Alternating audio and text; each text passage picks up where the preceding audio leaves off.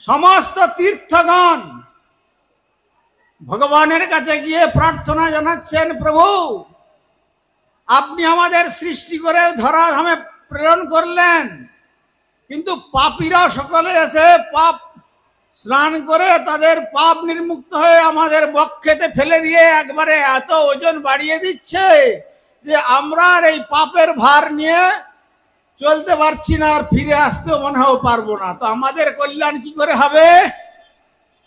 তখন শ্রী ভগবান বললেন যে দেখো, যখন আমার শুদ্ধ ভক্তগণ তীর্থ দর্শনের ছলনা করে তোমাদের বক্ষে চরণ ধুলি দেবেন, সেই চরণ ধুলিতে পবিত্র হয়ে তোমরা সকলে আবার আমার ধামে ফিরে আসতে পারবে। সেই জন্য ভাগবতে কথাটি এসেছেন, ভবদ্বিধা ভাগবতা তীর্থীভূতা স্বয়ং প্রভো তীর্থি কুর্বন্তি তীর্থানি শান্তস্তেন গদাভৃতা। পাপীর পাপমলিন তীর্থকেও যারা পুনরায় তীর্থত্বে প্রতিষ্ঠিত করতে পারেন তারাই হলেন এইসব মহাভাগবত বৈষ্ণবগণ।